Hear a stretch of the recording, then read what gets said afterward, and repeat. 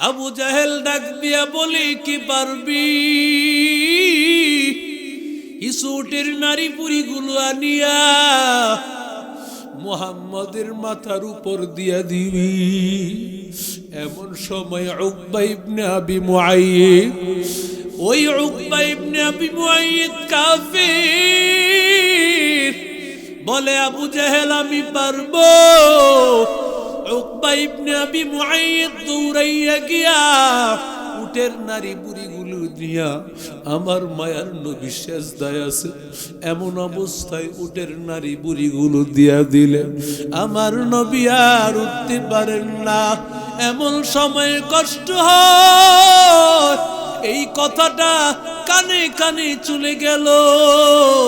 ফাতেমার কানে যখন চলে গেছে, ফাতেমা তো পাগল হয়ে গেছে, কারণ ফাতেমার মতো পাগল আর কে আছে? আমার মায়ার নবী, আমার নবীর কলিজার টুকরা ফাতেমা আমার নবীর পাগল।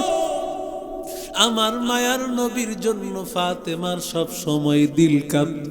যখন শুনছে আমার বাবার মাথার উপর কে জানি উটের নারী বুড়িগুলো দিয়েছে, দৌড়াইয়া ফাতেমা দৌড়াইয়া যায়, গিয়া বাবার মাথা থেকে উটের নারী বুড়িগুলো সরায় আর ডেকে বলে, মালিক, আয় আল্লাহ, আমার বাবার উপর যারাই কষ্ট দিয়েছে আল্লাহ তুমি কাউরে ছাড় দিও না।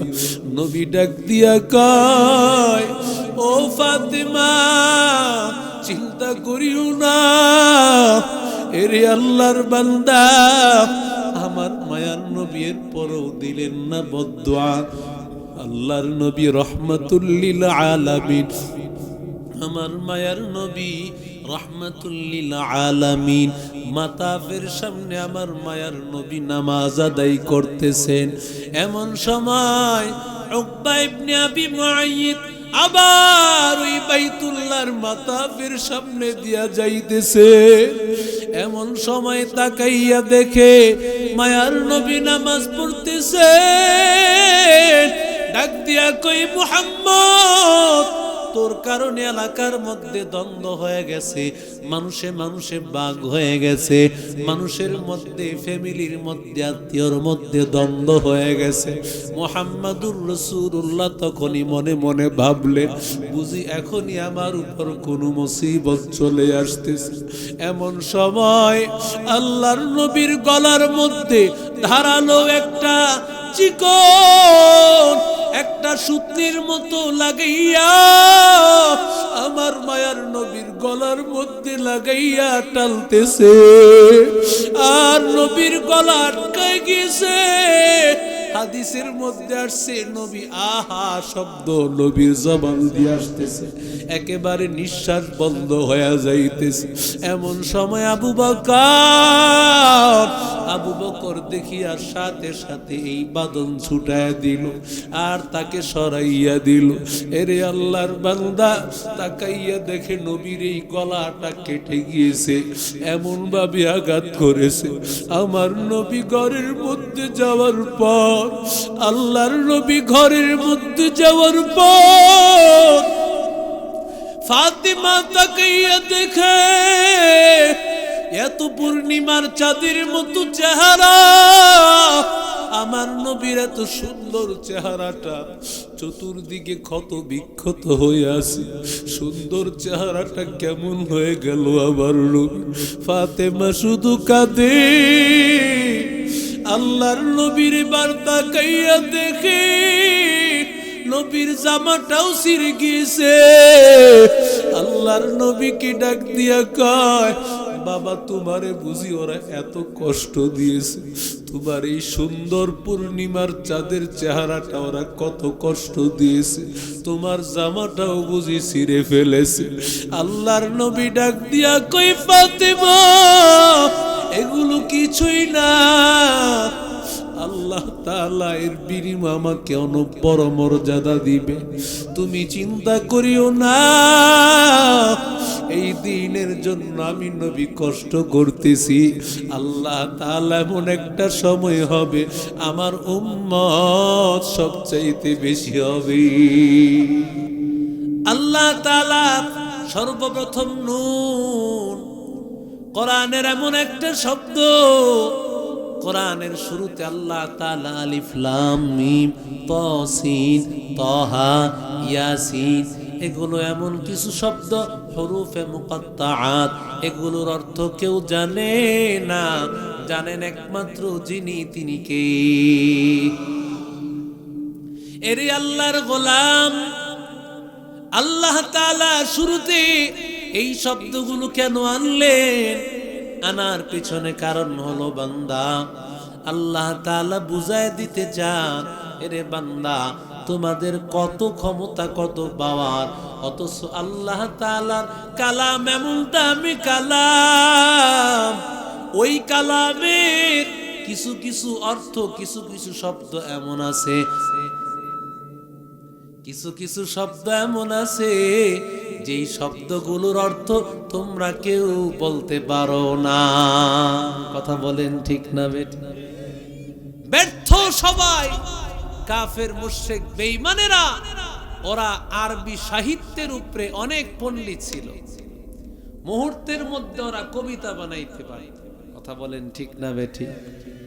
মুহূর্তের মধ্যে কবিতা বানাইতে পারত। আল্লাহ তাআলা ওই আরবদের উপর কোরআন নাজিল করিয়া আল্লাহ তাআলা বলতে চান, ও আরববাসীরা তোমরা এত পারো বান্দা, পারলে তোমরা কোরআনের মতো ছোট্ট একটা সূরার মতো একটা সূরা পারলে বানাইয়া দেখাও। গোটা কোরআন পারে নাই, কোরআনের 10টা সূরার মতো একটা 10টা সূরাও পারে নাই, সর্বশেষ সূরা কাউসারের মতো এমন একটা ছোট্ট সূরার আল্লাহ যখন চ্যালেঞ্জ দিলেন, মক্কার কাবা ঘরের মধ্যে লটকায় রাখা হয়, ওই চ্যালেঞ্জ গ্রহণ করতে কেউ পারে নাই। এরে আল্লাহর বান্দারা, দীর্ঘদিন পর এক আল্লাহর বান্দা সূরা কাউসারের নিচে একটা কবিতা লিখে দিয়েছে, ইন্না আ'তাইনাকাল কাউসার লাইসা হাযা বিকালামিল বাশার। জোরে কোন আল্লাহু আকবার। এই সূরা এমন একটা সূরা, এই কোরআন এমন একটা কালাম, এটা দুনিয়ার মানুষের কোনো কথা না, কার কথা? এরি আল্লাহর গোলাম। আল্লাহ তাআলা এরপরে কসম খান, ওয়াল কলম, কলমের কসম। কোন কলম বান্দা? যে কলম আল্লাহ তাআলা দুনিয়ার জমিনে মানুষ আগমন করার 50,000 বছর আগে মানুষ কোথায় থাকবে, কোথায় তার বাসস্থান হবে, কোথায় তার মরণ হবে, কোথায় তার কবর, যেই কলম দ্বারা আল্লাহ তাআলা লিখে দেন, ওই কলমটা আমার মালিক নিজের হাতে বানিয়েছি। আর জোরে বলেন, ওই কলমের কসম আল্লাহ খান, ওয়াল কলমি ওয়া মা ইয়াসতুরুন মা আনতা বিনিআমাতি রাব্বিকা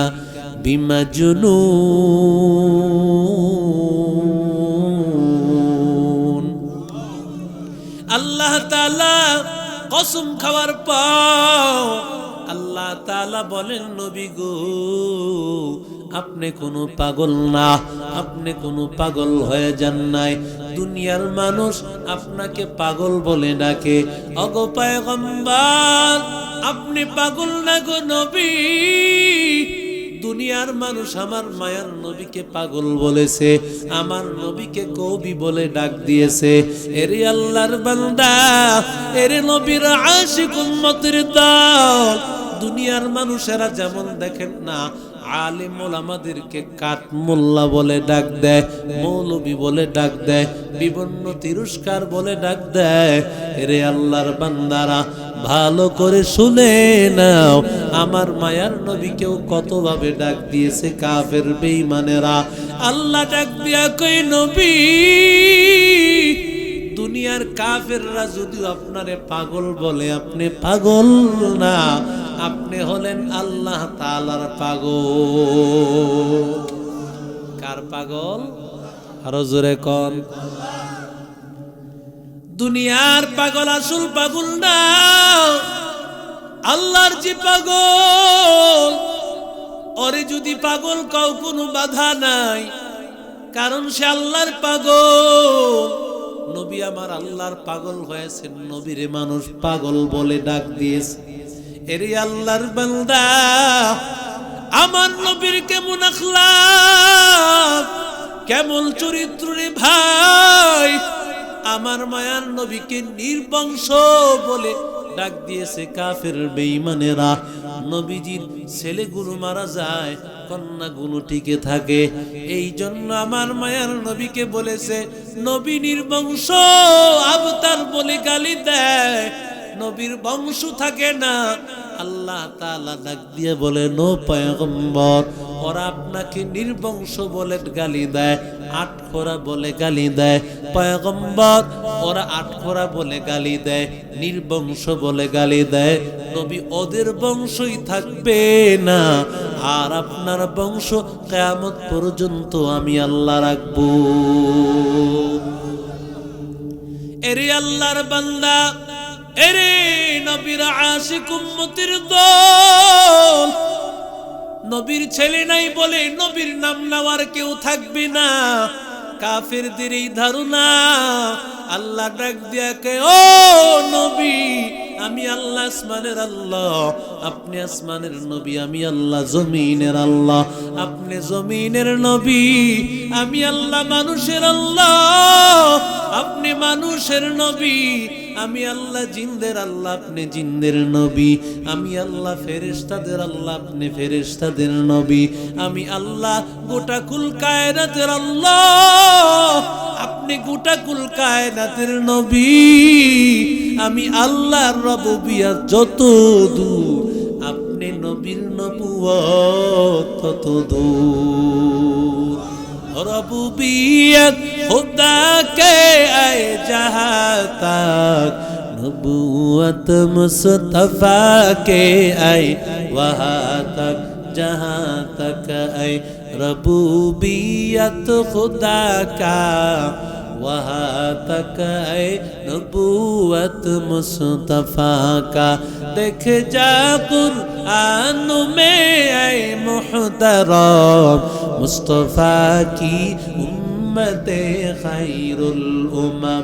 देख जा कुरान में आए मुहतरम, मुस्तफा की उम्मते खैरुल उमम। जोरे कोन अल्लाहु আকবার।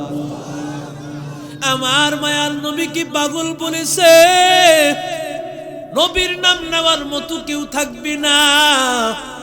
আল্লাহ তাআলা এরপরও নবী কোনোদিন রাগ করেন নাই, নবী কোনোদিন রাগ করেন নাই। আল্লাহর নবী নিজের জানের ব্যাপারেও কোনোদিন নবী আঘাত খেয়েছেন, রাগ করেন নাই। নবী কোনো বদদুআ করেন নাই। কেমন ধৈর্য, কেমন ধৈর্য আমার নবী, কেমন ধৈর্য আল্লাহ দিয়েছিলেন। এরে আল্লাহর বান্দা, আমার মায়ার নবীর মতো ধৈর্য আর কারো নাই, আমার মায়ার নবীর মতো ধৈর্য আর কারো নাই।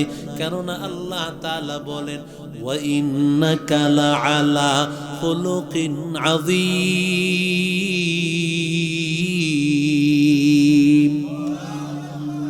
আল্লাহ বলেন নবী গো, আমি আল্লাহ তাআলা আপনাকে খুলুকে আযীম দান করেছি, মহা চরিত্র। কেমন চরিত্র? আমি আল্লাহ তাআলা কাউকে আমি আল্লাহ খুলুকে হাসান দান করেছি। খুলুকে হাসান মানে হলো আপনি আমার একটা থাপ্পড় দিয়েছেন, আমিও একটা দিয়া দিলাম। আর খুলুকে কারীম, আপনি আমাকে একটা থাপ্পড় দিয়েছেন, আমি আপনাকে কিছুই বললাম না, মাফ করে দিলাম। আর খুলুকে আযীম, আপনি আমারে থাপ্পড় দিয়েছেন, আপনাকে মাফ তো করেই দিলাম। বললাম রে ভাই, আপনি কি ব্যথা পেয়েছেন নাকি? আরো জোরে কর না। এমন লোক আছে কেউ কথা কয় না। নবীরে যদি কেউ থাপ্পড় দেয়, আমার মায়ার নবীর মতো সম্মানী পৃথিবীতে আরেকজন আছে? কথা কয় না। একটু আগায় আসেন। একটু মেহেরবানি করে আগায় আসেন। মসজিদটা সুন্দর হয় না, এই জন্য আপনাদের মধ্যে শয়তান কাজ করতেছে, বারবার পিছনে তাকায়, মনে হয় যে কেউ আইতাছে কিনা। একটু মেহেরবানি করে সামনের দিকে আগান। মাশাআল্লাহ মাশাআল্লাহ। লা ইলাহা ইল্লাল্লাহ, লা ইলাহা। সকলে আগান, সকলে সামনের দিকে আগান। মেহেরবানি করে ফাঁকা জায়গাগুলো দেখে সামনের দিকে আগান। লা ইলাহা। কেউ আসছেন আর বাকিরা যদি না আসেন তাহলে কোনো লাভ নাই। মেহেরবানি করে একটু সবাই একটু কষ্ট করতে হবে। মাশাআল্লাহ। লা ইলাহা, লা ইলাহা ইল্লাল্লাহ, লা ইলাহা ইল্লাল্লাহ, লা ইলাহা ইল্লাল্লাহ, লা ইলাহা।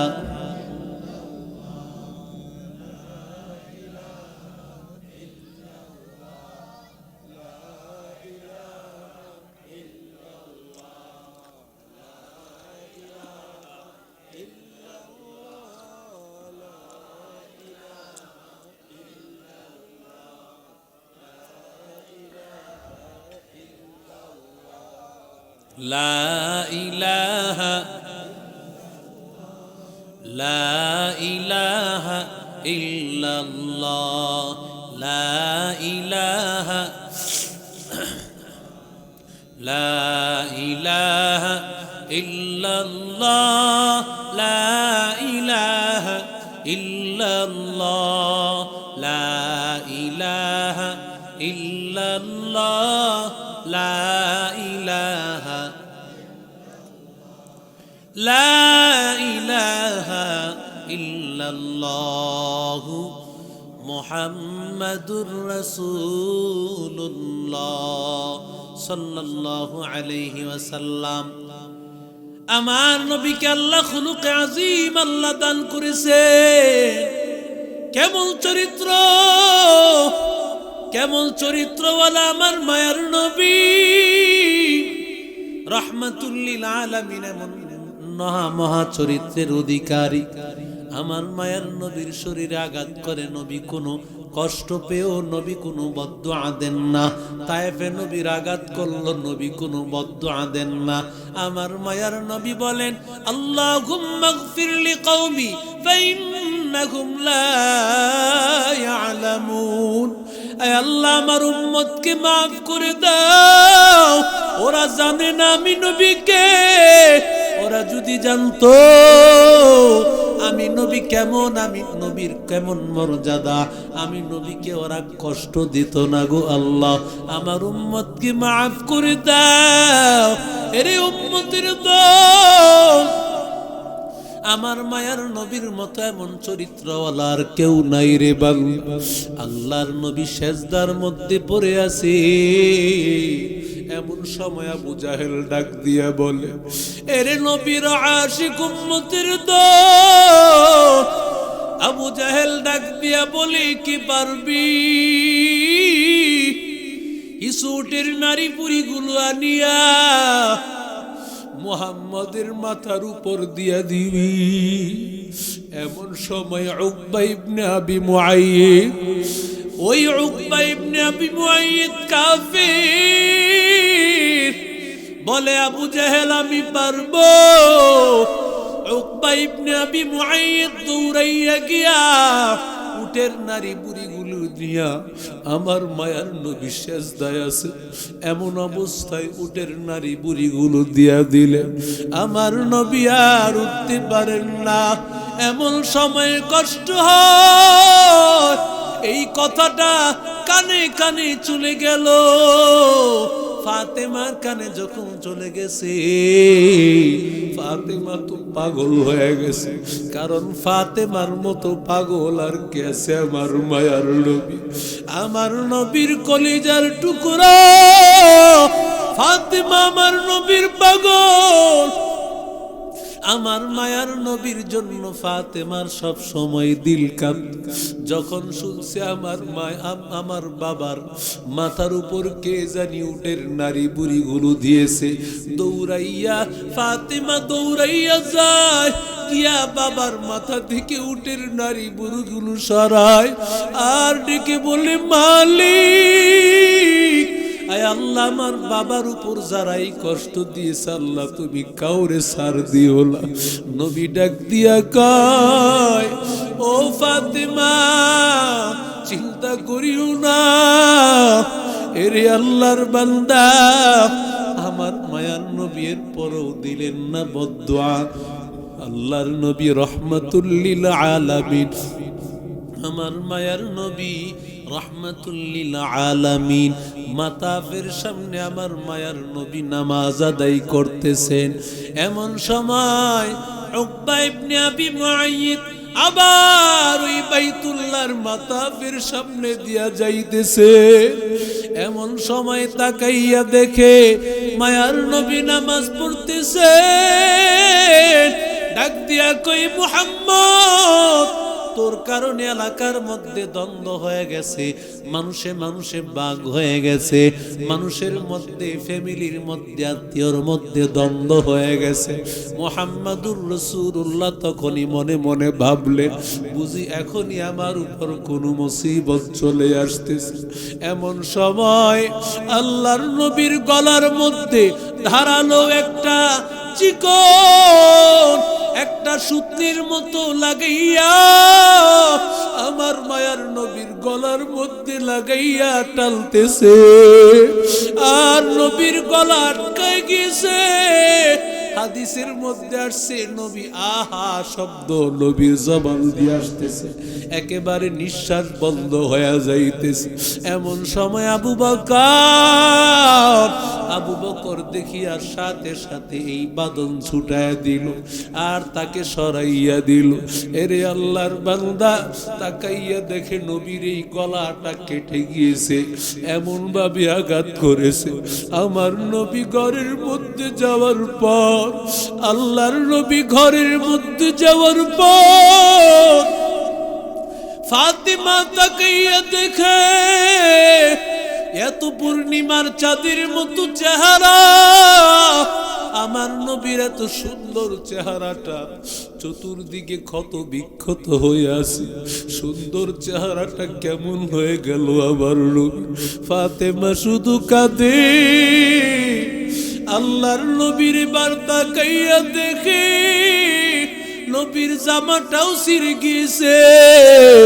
আল্লাহর নবীকে ডাক দিয়া কয়, বাবা, তোমারে বুঝি ওরা এত কষ্ট দিয়েছে, তোমার এই সুন্দর পূর্ণিমার চাঁদের চেহারাটা ওরা কত কষ্ট দিয়েছে, তোমার জামাটাও বুঝি ছিঁড়ে ফেলেছে।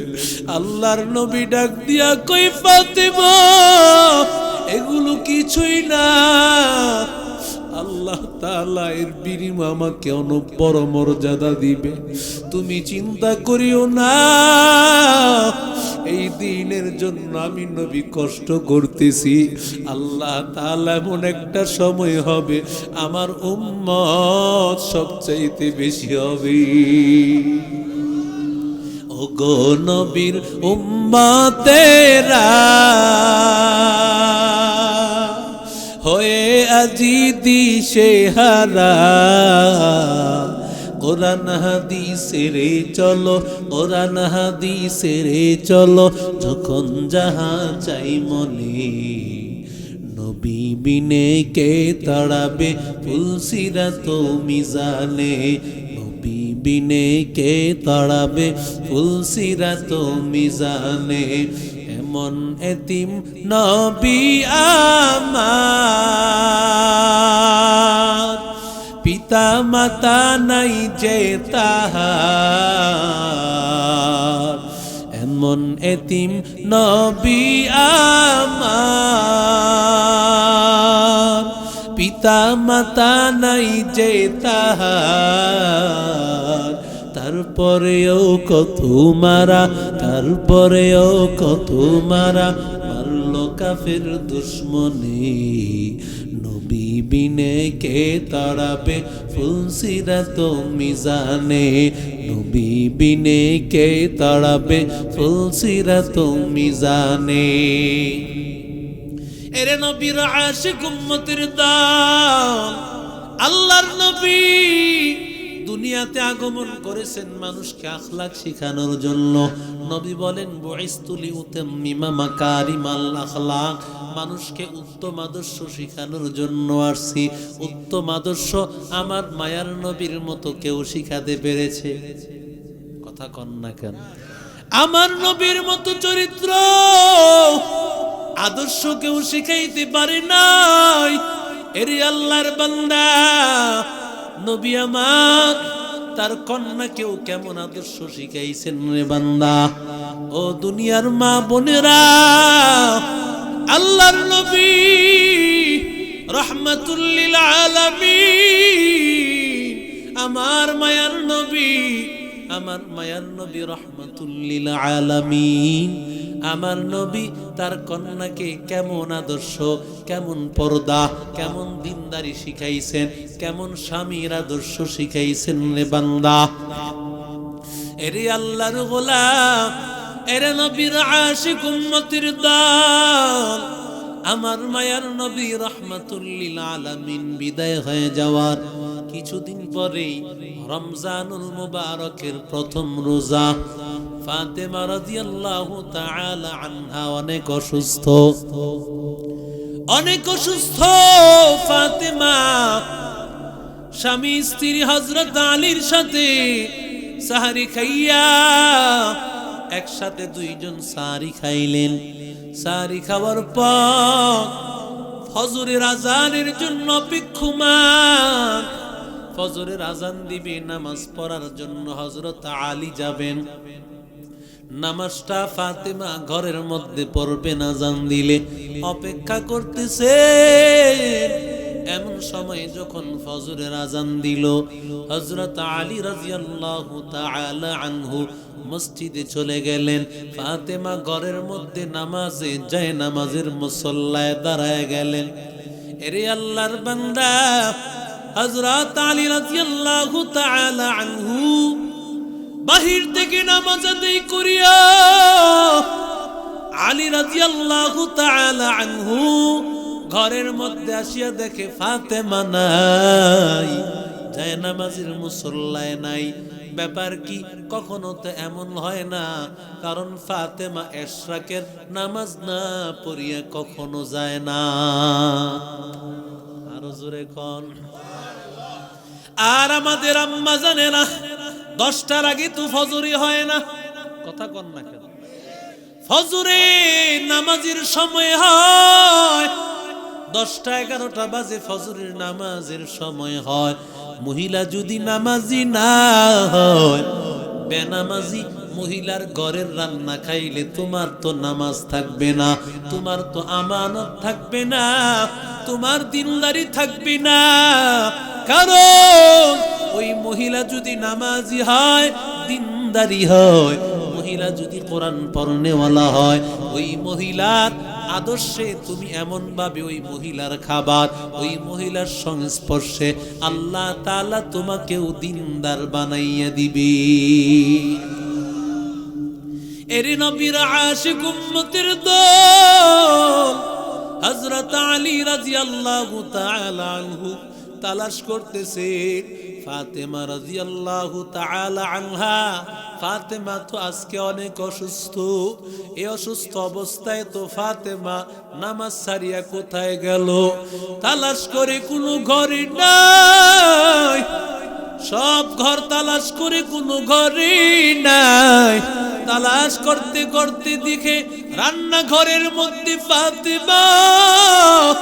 ফাতেমা রান্নাঘরের মধ্যে বড় একটা ডেকসি বসায় রাখছে।